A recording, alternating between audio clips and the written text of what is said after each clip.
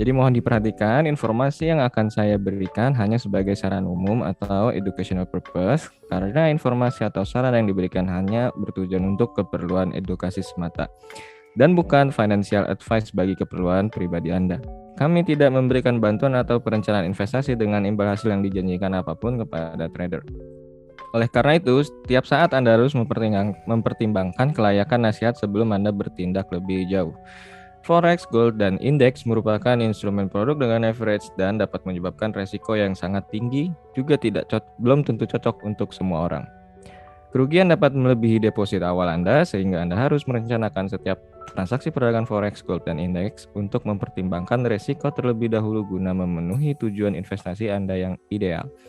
Kami juga menyarankan Anda untuk mencari advisor secara mandiri. Strategi dan teknikal yang digunakan dalam presentasi ini hanya sebagai contoh. Kami menghimbau bahwa histori masa lalu tidak sepenuhnya menjamin dalam memprediksi secara akurat ke depan. Sebenarnya dari judulnya tadi sebenarnya ada salah ini ya. Jadi bukan indikator. Kalau Fibonacci retracement itu masuknya dia sebagai tools karena dia tidak secara otomatis ya terbentuk gitu. Oke. Jadi apa sih Fibonacci itu? Jadi Fibonacci itu merupakan sebuah deret angka atau rasio perbandingan di mana rasio-rasio tersebut dipercaya merupakan sebuah keseimbangan dalam berbagai aspek atau bidang di dunia ini. Ceritanya, Fibonacci itu dikembangkan oleh seorang ahli matematika yaitu Leonardo Fibonacci pada abad ke-13. Oke, jadi di mana teknologi belum banyak ya. Jadi di abad tersebut itu masih semuanya serba analog, serba manual. Nah, sekarang deret Fibonacci itu digunakan untuk berbagai macam bidang seperti biologi, kimia, astrologi, fisika, matematika, finansial, arsitektur, dan banyak lagi.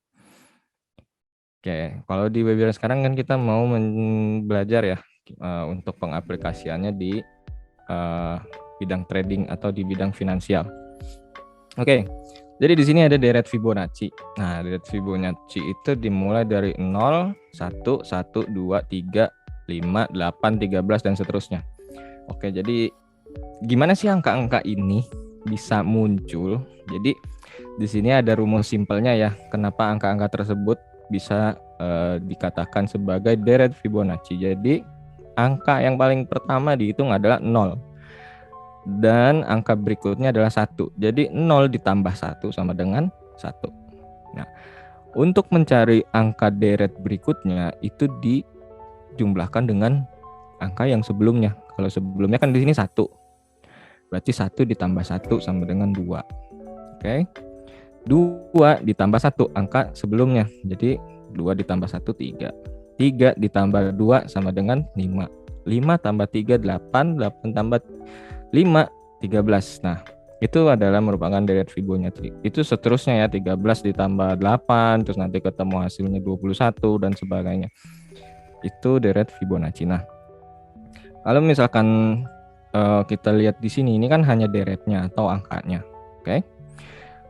Tadi kan di awal sempat dibilang ya, kalau deret atau rasio Fibonacci itu rasio yang bisa dikatakan rasio yang seimbang gitu, rasio yang dapat diaplikasikan di seluruh aspek di dunia ini. Nah, ini contohnya. Jadi kita bisa melihat contohnya seperti cangkang keong atau kelomang ya. Kalau misalnya yang tahu itu kalau kita belah dua itu dia akan terbentuk sebuah rasio yang harmonis, rasio yang seimbang gitu. Terus kalau kita lihat di sini ada bunga matahari, dia mempunyai rasio-rasio yang membentuk sebuah pola yang bagus gitu. Jadi di sini adalah peran daripada rasio Fibonacci. Oke. Nextnya, nah bagaimana sih angka-angka yang tadi setelah kita hitung deret Fibonacci itu bisa kita gunakan pada tools Fibonacci retracement. Kita harus tahu dulu dasarnya. Jadi di sini ada angka ya 89 dibagi 55. Nah 89 itu hasil penjumlahan dari deret Fibonacci. Jadi kalau kita panjangin kan tadi cuma sampai 13 tuh. Nah, ini kalau kita panjangin sampai 610, di sini kan paling besarnya 610 ya. Jadi kalau 89 dikurangin sama angka sebelumnya itu 55, itu hasilnya adalah ini. 1,618. Begitu juga 144 dibagi 89. Jadi dibagi sama angka sebelumnya. Oke, ini hasilnya juga 1,618. Nah, itu kan rasio yang harmonis. Angkanya berbeda tapi hasilnya nggak beda jauh gitu. 233 dibagi dengan 144. Ini hasilnya 168 juga. Nah, oke. Jadi kalau kita lihat di sini, ini kan hanya perbedaan angkanya dibagi dengan angka yang sebelumnya. Kalau yang di sini ini dengan angka setelahnya. 55 dibagi dengan 89, ini hasilnya adalah 0,618. Begitu juga 89 dibagi 144, ini hasilnya 0,618. Oke. Next, di sini kita bisa melihat rasio yang lainnya. Ini terbentuk juga dengan angka Fibonacci yang sebelumnya dan setelahnya, hanya saja deretnya yang berbeda. Jadi kalau ini kan deret sebelumnya, ini sama deret sebelumnya, angka sebelumnya lagi gitu. Jadi 89 dengan 34, ini ketemunya 2,618. Begitu juga kalau dibalik 34 dibagi 89, ini ketemunya 0,382. Oke. Jadi kenapa angka-angka di ini adalah cara menghitung atau mencari rasio-rasio Fibonacci yang diaplikasikan di tools Fibonacci retracement. Oke. Di sini kita melihat ya, kalau yang pernah coba menggunakan tools Fibonacci retracement, di sini kan ada angka 0 dan angka 1. Itu dua-duanya angka netral sebenarnya. Jadi angka yang kita gunakan untuk menarik dari satu titik ke titik lainnya gitu. Jadi kalau misalnya kita menemukan pola titik A dan B atau sebuah pergerakan lurus, baik itu naik ataupun turun, disitulah kita menempatkan angka 0 dan angka satunya gitu. Jadi kalau 0-nya kita taruh di titik A, ya satunya kita taruh di titik B. Oke. Nah, di sini kita kan tadi sudah melihat ya contoh rasio Fibonacci-nya. Itu kan dimulai dari yang paling kecil adalah 0,236, 0,382, 0,5 dan 0,618. Nah, kenapa di sini ada angka 0-nya? Angka 0-nya ini adalah dari hasil pembagian dengan nominal yang kecil, oke. Nominal angka dari Fibonacci yang kecil. Nah, yang ada nolnya ini kita gunakan untuk mencari retracement atau koreksi harga. Jadi kira-kira koreksi harganya itu ke rasio yang mana nih gitu. 236, 382, 50 atau 618 gitu. Jadi kita lihat nanti harga itu akan koreksi ke rasio yang mana gitu.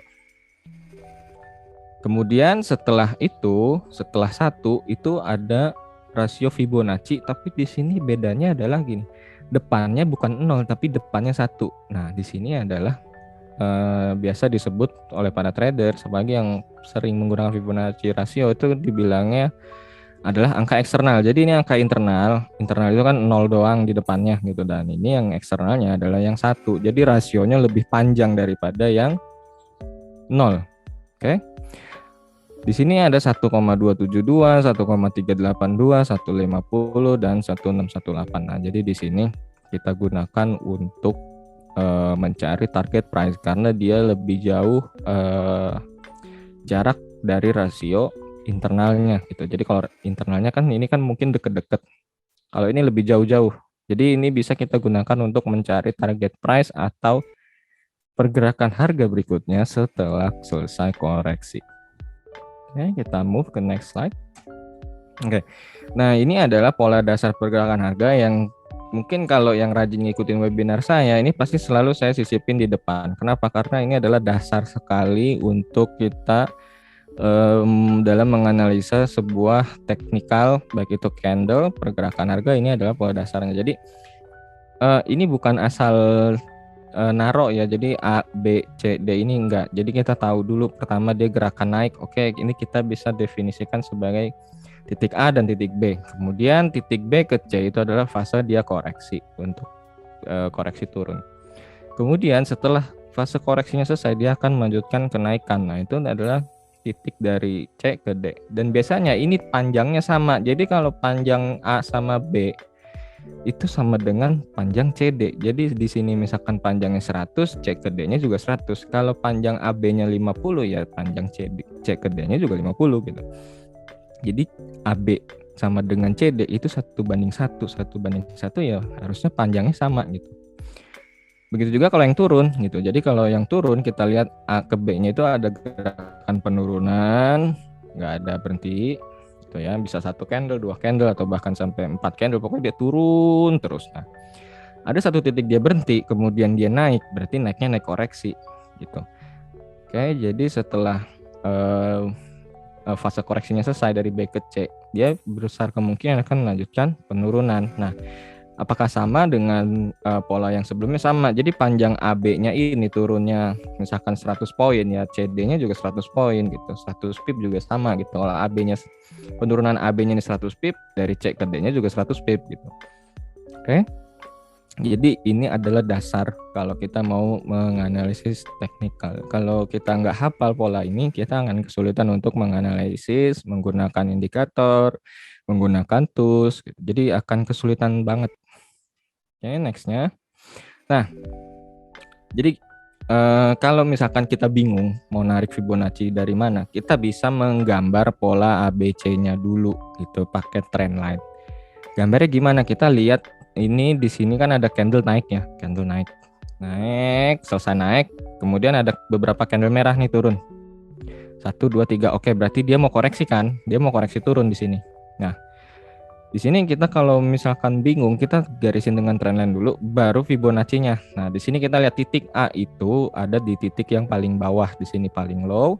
Titik B ini titik yang atas. Nah, nariknya gimana? Nariknya ya dari bawah ke atas gitu. Dari bawah ke atas, terus kita lihat di sini kan ada angka internalnya. 0,236, 0,382, 0,50 sama 0,618. Nah, pastiin ininya yang di bawah angka internalnya. Oke.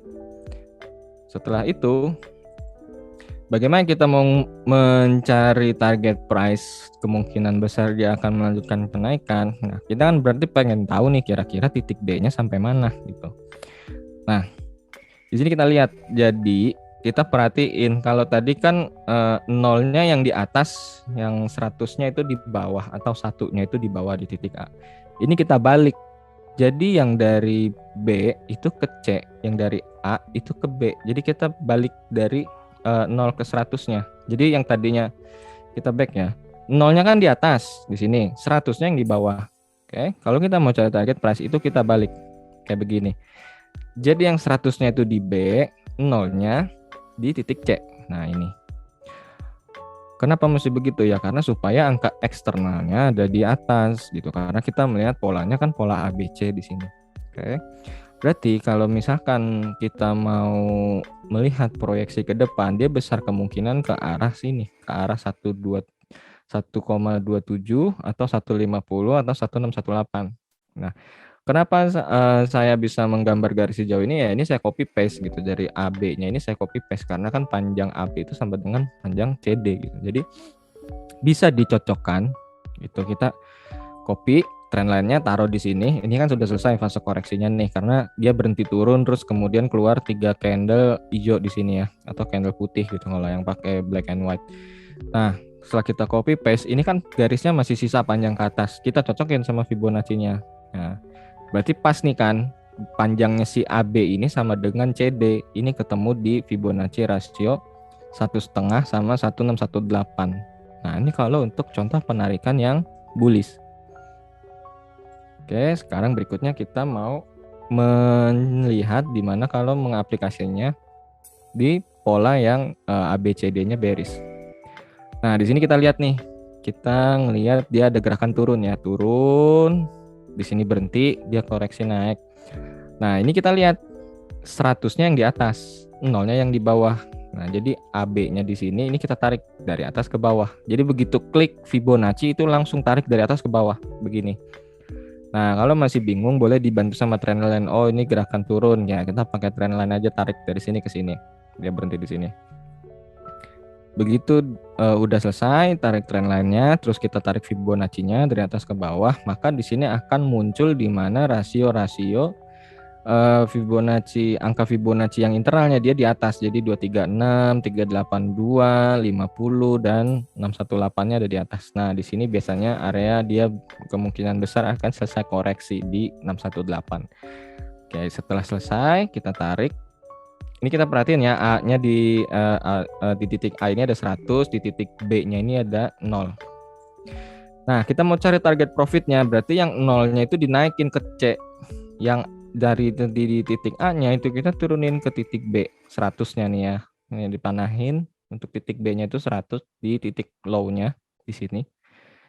Oke. Nah, trend line yang dari A ke B ini bisa kita copy paste dari C.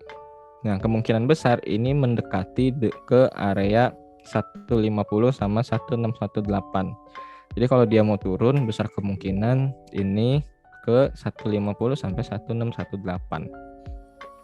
Jadi kalau untuk penarikan Fibonacci itu kita minimal harus tahu pola dasar pergerakan harga, yaitu pola ABCD. Setelah itu kita bisa tarik Fibonya untuk mencari retracement atau mencari titik koreksinya sampai mana. Kemudian untuk mencari target profitnya kita balikin titiknya itu. Jadi dari A ke B itu dibalik di sini di C sama B-nya. Nah, ini nanti kita melihat angka eksternalnya ada di bawah. Kenapa? Karena kan untuk penarikan ketika polanya bearish turun, berarti angka eksternalnya juga harus ada di bawah angka internalnya yang ada di atas.